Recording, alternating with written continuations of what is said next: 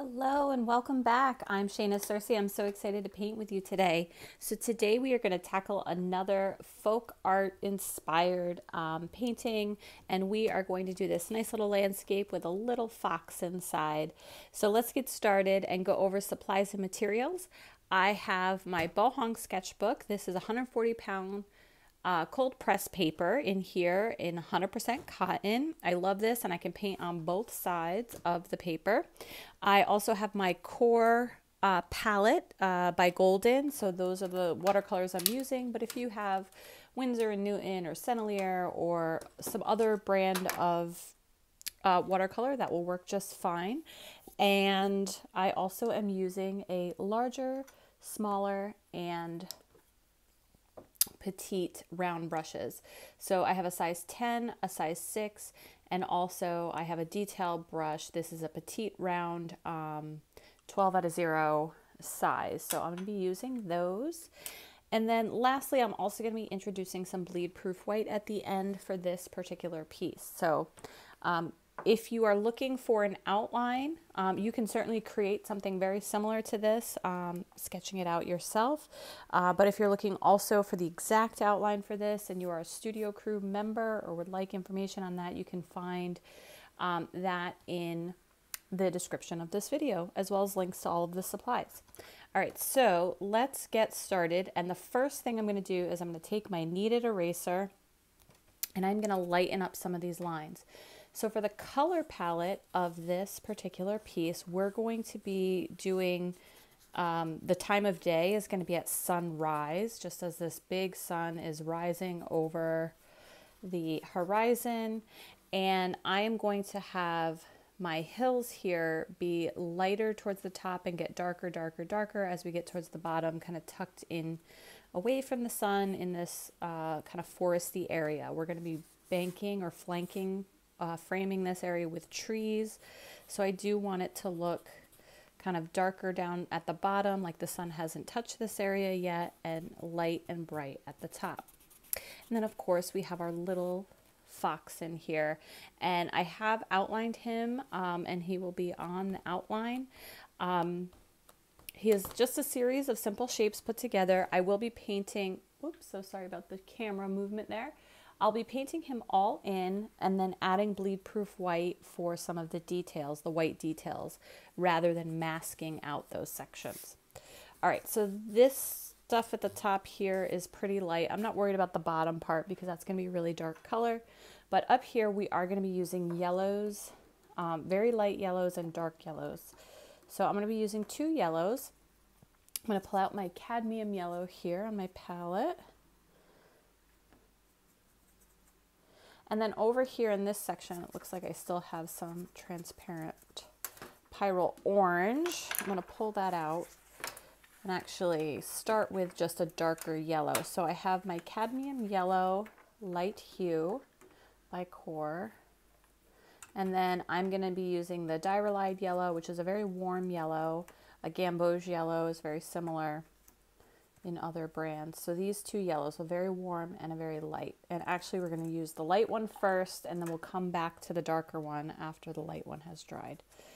All right, so we're going to do the sky. It's going to be a flat wash for the most part. If you want to create a gradient in it at all, go for it. But I'm going to do a flat wash. I am going to paint right up to the hills. I am going to paint over the face of the fox because his head is kind of poking up into the sky. I'm not going to worry about going around it because we're going to be using this light color, and then I'll be building orange on top of him and using bleed proof white for the white. So not too worried about that. The body I'll try to work around when it gets to the green. So I'm just using wet on dry. So wet paint, nice juicy brush of lots of water and lots of paint. And I am going to be kind of working this across the page. And every time I pick up my brush, I want to make sure the edge of wherever I left off has a nice bead of water, like has a nice juicy edge, so that I can kind of pick up right where I left off there and continue without getting any hard edges that are drying. So I said I'm going right over his head. I'm not too worried about it. And even if I get into the hills a little bit, this is such a light color. It isn't going to be of concern later. It will blend into whatever we're painting on top of it.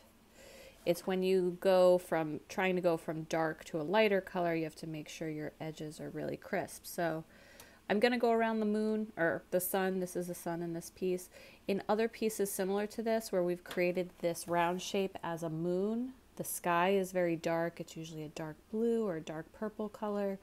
And the moon is going to be a very white, bright color. I do have to be very careful with my edges there, because if your paint leaks in at all, it's going to change the shape of your moon. Where this, I'm putting a darker color over top, so I'm not too worried about it. So there is my nice bright morning sky. And if you want to go over, I'm just going to go over it. Oh no, picked up a little something there on my palette. There we go. All right, I'm just going to go over it one more time in a nice, and you can see I have like one little, I just want everything to be an even dampness as it dries. I don't want any weird spots. Again, you don't have to do a flat wash for this. You can do a textured wash or a gradient. If you want, you'll see this is a little tiny splash from something I was painting on the other side, actually the sample for this. So I got a little bit of green that I can't really cover up there. I'll cover it up later with something with the hill or a tree branch from our trees. So, all right, so let's let that top part dry and let's work our way into the hills. So working our way into the hills, I'm going to start with the yellow that I have in here, and I'm just going to add Sap Green to it. And what I'm going to do is, as I work my way down, I'm going to add more green and more blue. So I'm going to use Sap Green, and I'm going to use Phthalo Blue to kind of darken the hill colors as we go down. So the ones towards the top, I want them to be kind of the lightest and brightest.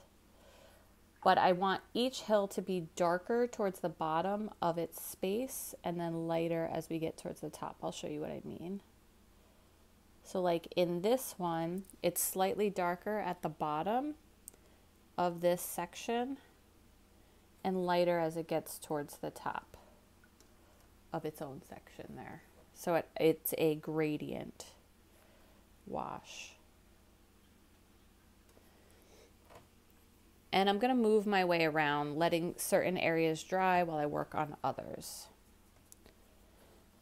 So this one will be very similar to the one on the other side. It's at the same height as the other one. It hasn't traveled down.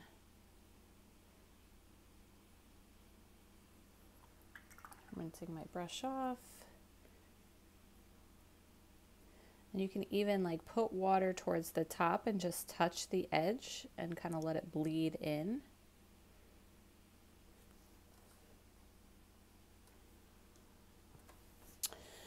All right, so these three in here, they're going to be slightly darker, slightly more green with slightly more blue. So I'm going to add a little phthalo, and you can see my color here as it gets a little darker.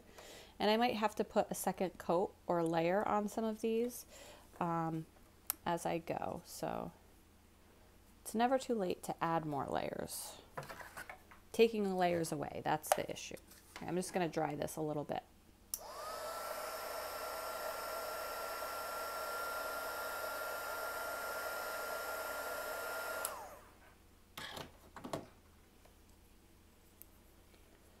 All right, so going in with my darker, bluer green, same concept. We're going to go from darkest at the bottom and graduate towards the top.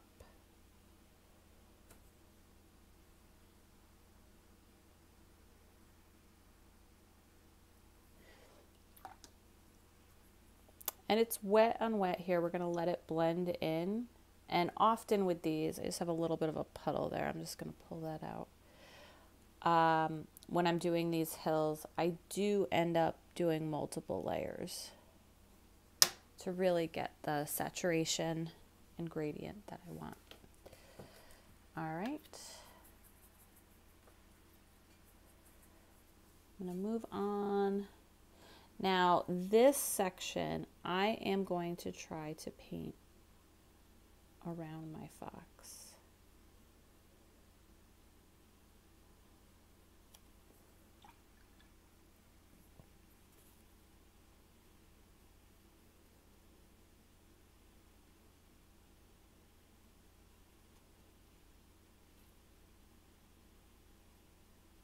And ever so steadily kind of work my way in there. Luckily this side is kind of the lighter green. It's a little easier to control. And then just a little bit inside the tail there. There we go. And then as I add on the orange color over top after this is all dry, those edges will be much cleaner. All right. Let's see here. We have to do this one, but I want other stuff to dry first. We're going to skip all the way down while this is drying up here. We're going to skip all the way down.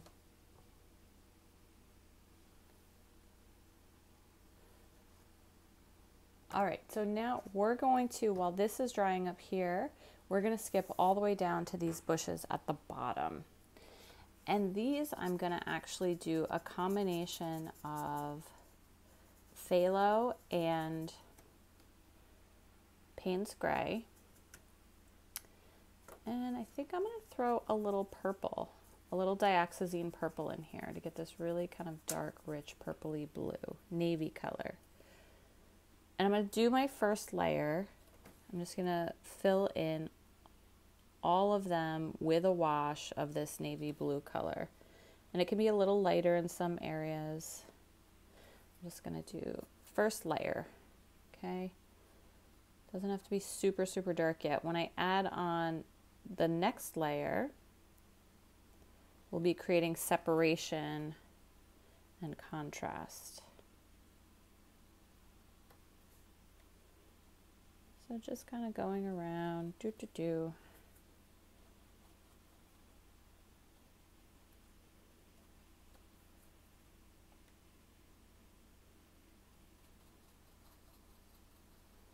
I love these paintings because the techniques applied over and over again are pretty much the same. The way I build with, slight variations, the way I build bushes and hills, but I can really play with color and composition to create different moods and different feels. All right, so we're going to let those dry as well. But technically speaking, they're not that complex. All right, so I'm going to pause. I'm going to take my air dryer, my hot heat tool, and dry everything, and then come back and we'll continue on. All right, we're back. Things are looking good. We're going to tackle the center here. So we're going to make a green that's kind of between this navy and this green here. So we want these rows to be even darker.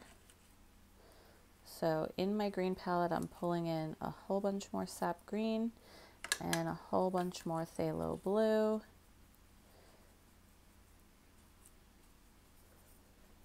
So we have a nice deep green color,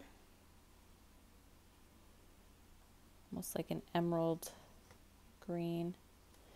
And again, trying to have a nice thick juicy bead of paint so that way as I work my way up each of the little hills,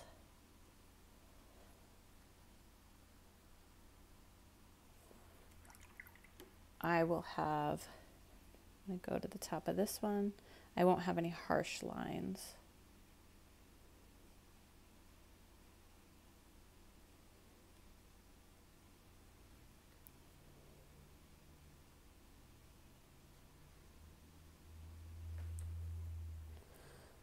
There we go. Throw in a little bit more down here at the edge and let that dry. I'll come over here on this side and do this one. And again, I still have to do another layer on my bushes. They've grayed out quite a bit, so they're not as vibrant in color. We will remedy that on the next layer.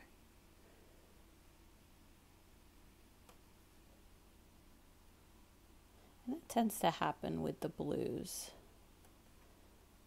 and the purples. They look so vibrant when you put them down on the first layer, and then they tend to, as they dry, they are much grayer or desaturated. Just takes additional layers to kind of pump up the saturation.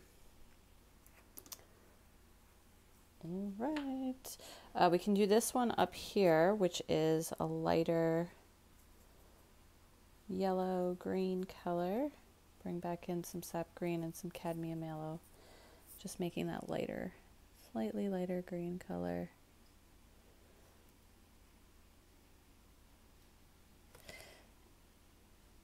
And basically what I'm going to do, and what I would encourage you to do, you could be done with one layer, but I'm going to go ahead and do the same exact thing on all of the other layers. Or I'm sorry, I'm going to do this on all of the other hills. I'm going to go add an additional layer. Okay, so all of these up here, I'm going to add additional layers to really bring the vibrancy in. So this one, I think we can tackle it. Let's give it a go. Let me make some more of this green, phthalo blue combination. A little water, loosen it up. I think these are dry enough.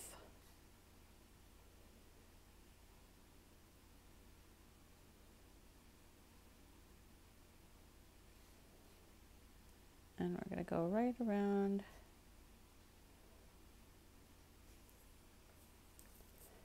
our bush here.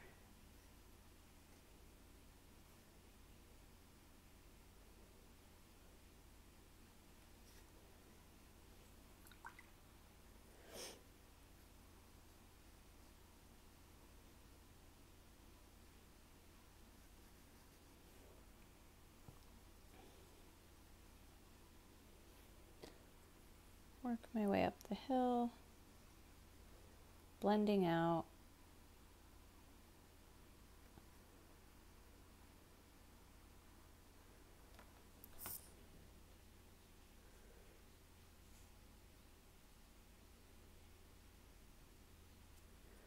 There we go. Okay, let's jump back down to our navy blue bushes down here. So phthalo blue and Payne's gray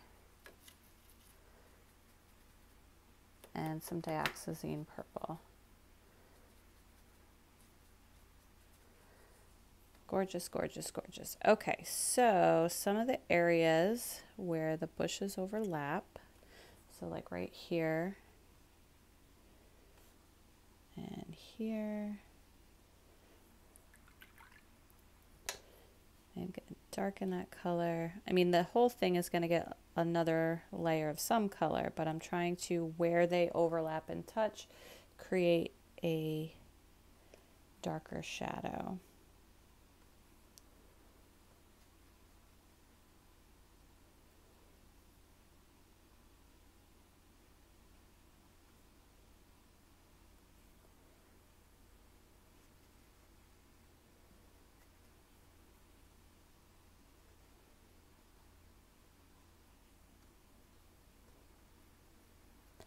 And then we can't forget to go back up and put in our sun,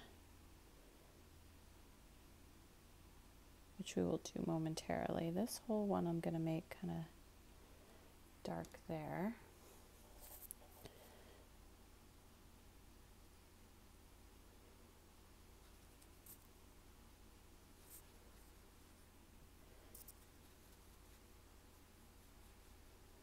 And you can see I'm kind of like circling, scrubbing these in a circle. I'm not worried about creating a little bit of texture.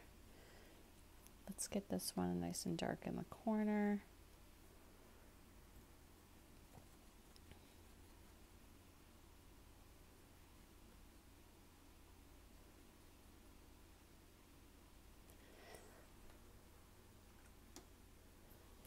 And then even this one down below, I'm gonna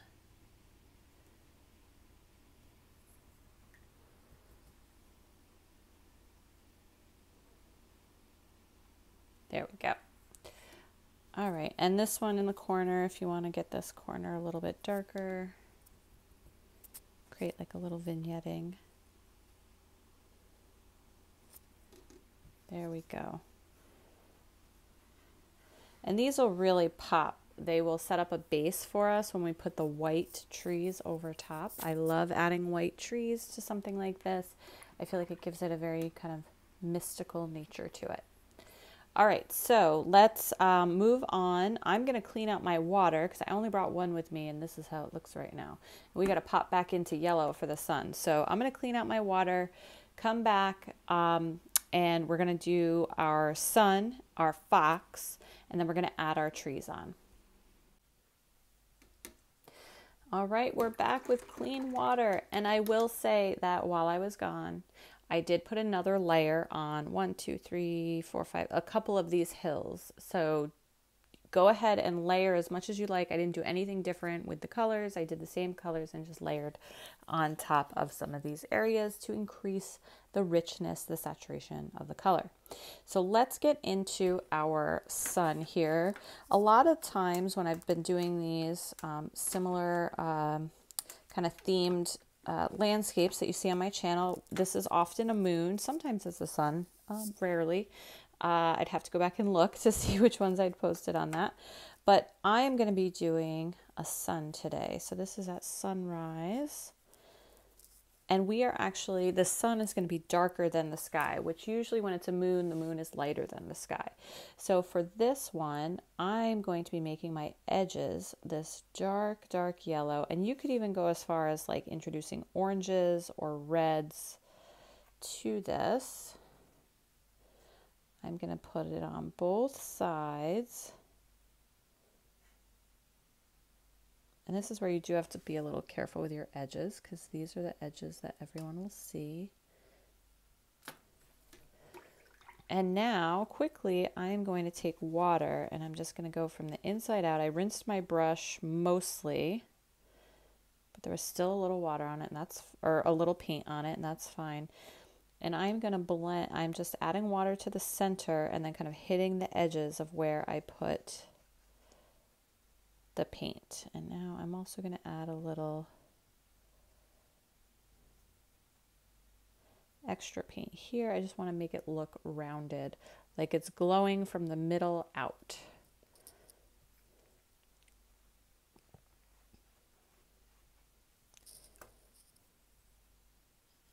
Adding even a little bit more. And I'm trying to decide, I'm going to pick up some transparent pyrrole orange, which is what I'm going to be using for our fox, and I'm just going to add a little bit to the edge. I don't know if I'm going to regret this. While it's still wet, I do want it to blend really nicely. I want it to be a soft blend. I just wanted to pump up that contrast from the center to the edge just a little bit. And this is still wet on wet, so it's going to keep doing its thing. The paint is going to kind of keep softening the transition as it dries. So I'm going to leave that just the way it is. I really like that, that glowing sunrise effect. So I'm going to switch to my smaller brush, my size 6. We're going to do our little foxy there. All right, so transparent pyrrole orange or any other very red orange that you have should work just fine. Nice carrot color orange, fiery. All right, so for my fox on here, he's got, so you can see he's got like this peanut shaped body, right? So this is his little peanut shaped body. And then I'm going to add the white on his breast and on his face with the bleed proof white. And I'm going to add in his tail. Again, I'm just going to paint the whole thing in, not worrying about avoiding the white spots.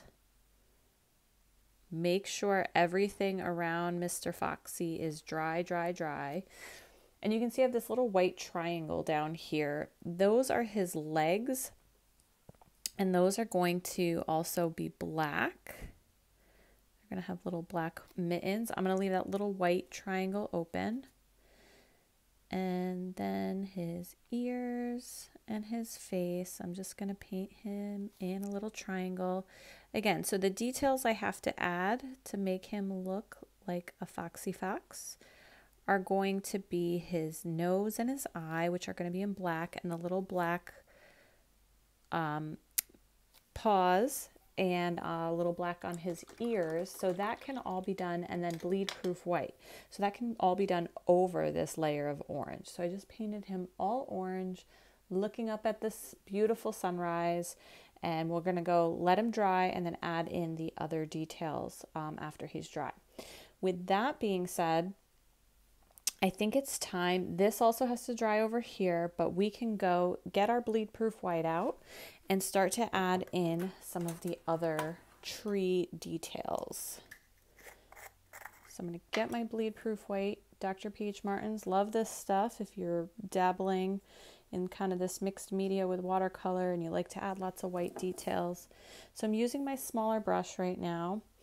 And basically I'm going to create these trees. You can see a little kind of corner one over here from the sample I painted earlier. But these very whimsical, mystical looking trees. They're going to, you can see the branches are going to be very curved and kind of winding their way up towards the sky. But everything is going to kind of bow in overall towards the center. I did put some lines on the outline for these, but you can really kind of make this up as you go. This can be freehand. I do have to at least go over the lines that I put on there.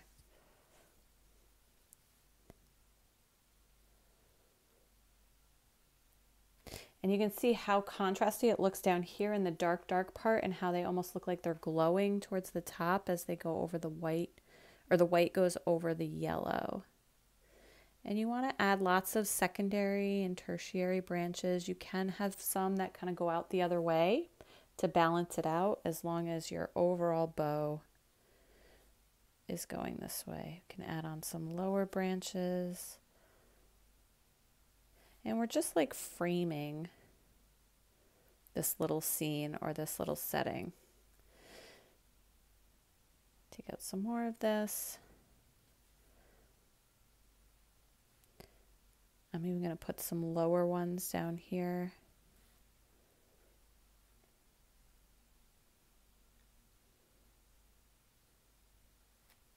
And we're going to do this on both sides. I'm just waiting for this to dry over here. So that's why I'm working so much on this side. If you want to let everything dry first and then you can kind of work on both sides, balancing things out, you can do that. I'm going to go right off the page with this on this side.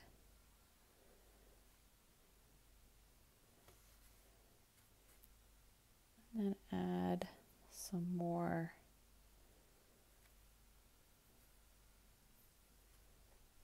tinier branches throughout here.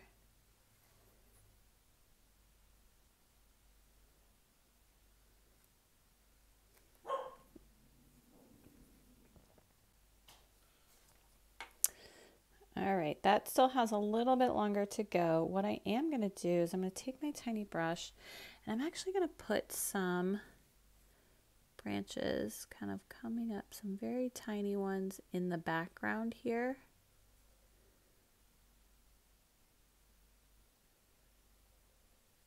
Kind of poking up from these trees.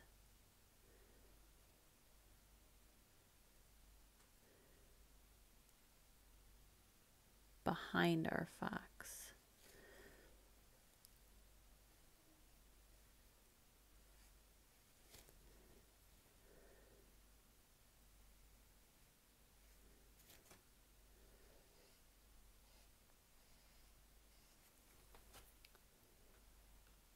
And those are super, super bright. You could do these in a darker contrasting color if you wanted to. I just wanted to see what they would look like in white.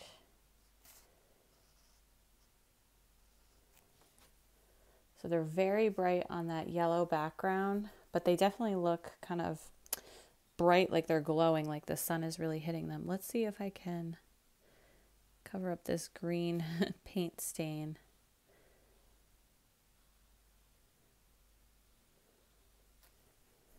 There we go. Okay, so let's go to this other side and do the same thing.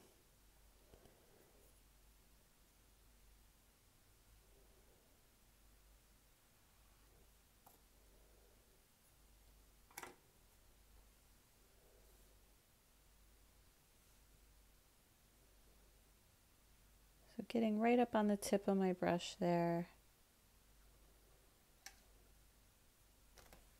I'm just going to turn this a little bit so I'm not putting, on this side it's a little harder, so I'm not putting my arm in my palette. I got to scooch it out of the way.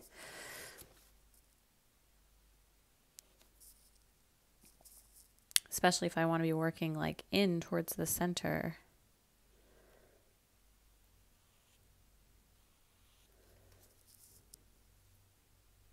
Some lower branches down this way. And it's definitely okay for you guys to spin your brush, or I'm sorry, spin your paper. I'm trying to keep it all in frame for you in the right direction, so it's not slanted. But normally if I was painting on my own, I would definitely turn my page to make it as comfortable as possible. I really like this overlap of the sun. I think it looks really great, that contrast. All right, almost done. You could add some lower branches and details down here too. Give my brush a good rinse.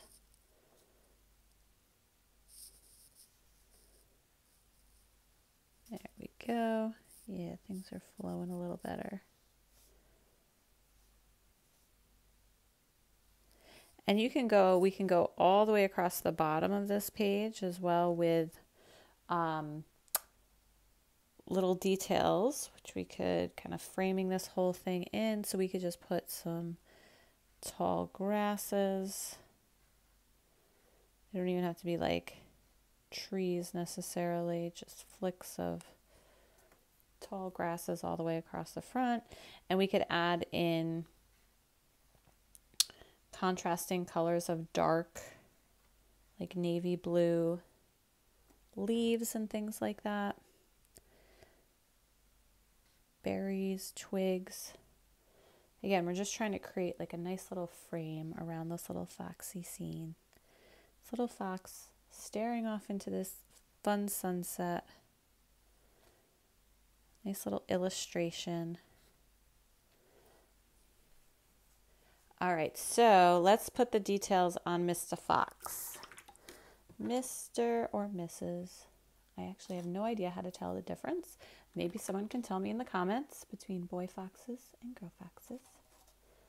Boy and girl fox. All right, so I'm going to take my little detail brush with my white. Now the fox, it is in the outline, but it's really tiny, like right around his cheek, and then the lower part of the face. We gotta put the little black nose on first, is where the white is. And it continues down his little breast area here. It's kind of a little puffed out chest. And then I'm going to add some black in for the feet, and then we also have to put it on the tip of his tail.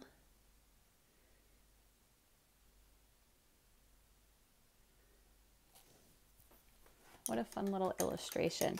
And now rinsing off my brush completely, I'm going to pull out with a bigger brush, just so I'm not ruining my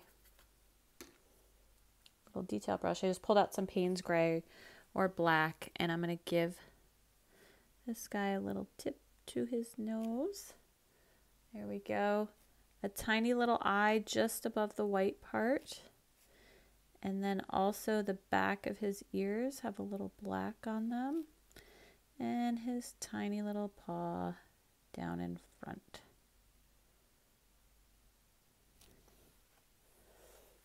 So there is our little fox. What a cute little illustration. If you want to get crazy with it and try to include some shading like around the bottom of his tail, like this would be a little darker, and around his hip where his leg meets the rest of his body, it would be a little darker, and just putting in some more details to kind of give him a little more dimension. You can definitely do that. Otherwise, you can just leave him as that cute little illustration. So there's our fox looking up at our sun. You can stop here. This would be a great place to stop, or you can keep going, adding fun, fanciful little details. So of course, I'm going to add fun, fanciful little details.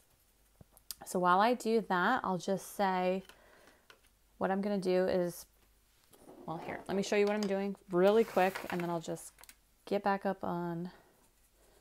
So dark navy, kind of like the bushes, Payne's gray, and Phthalo blue. And I'm just going to add some dark leaves to the front here now that this is dry. So if you enjoy these little folk art inspired creations, I will keep doing these, just different compositions, different colors. The technique is not going to change all that much for these. I just really love coming up with new compositions, adding in new little details like animals or people might come down the line, and changing up the composition of the landscape, adding different buildings or elements of nature, different types of trees and bushes and things like that. But overall, this kind of theme will continue. So if you enjoy these, go ahead and like and subscribe to the channel. You'll get notifications when they come out. Keep coming back to watch. I absolutely love it when you guys come back and watch multiple videos and ask questions. You can also check out the description for links to supplies and materials that I use, links to my social media. When I'm good, I post more on there about what I'm doing kind of outside of the teaching in my personal practice. So other portraiture work and large landscapes and things like that. You can also check out my studio crew for some more in-depth content and additional tutorials on there that aren't available on YouTube, as well as if you want outlines to things, I put outlines in there. Things that you can find on YouTube but are the outlines themselves. So the videos on YouTube, but the outline is in there. Just adding in little dots, more texture. You know what, maybe I will pick up like a purple. I don't know if you'll be able to tell the difference. Probably not. So check that out as well. But as always, it's a pleasure painting with you. Oh, and I have to thank my newest super thanks subscribers or members or contributors. So YouTube in these videos, they allow you to do something called super thanks, and you can make a contribution and leave a comment that I get to see and support the channel. And I absolutely adore all of you. Thank you so much for those of you who are part of that super thanks family. If you're looking to find it on the channel, it's just below the video. If you scroll to the right, you'll see that it says thanks or super thanks. I think it just says thanks. And you can contribute there as well. I don't know what I'm doing now. I'm just adding all kinds of textures and it's getting fun. All right, I think I'm done. You know what? I want to add some white dots. I'm going to add some white dots and texture. Just kind of going through. Boop, boop, boop, boop. And you do not have to add any of this. You could have stopped well before this. But thank you all for joining me. As always, I'm Shayna Searcy. Thank you for painting with me. It's always a pleasure. Don't forget to like and subscribe, and I will see you soon. Let's do the tape reveal. Ba-ba-da-ba. And then hopefully I will see you on the channel for other videos. So here's our cute little fox. I am using straight masking tape. Highly recommend if you do that to warm it up first before you peel it off, unlike me. Do as I say, not as I do. But I got lucky, none of my paper ripped. So there we are with our fox at sunrise in our whimsical little folk art inspired illustration. Thank you for joining me. Take care, everybody, and happy painting.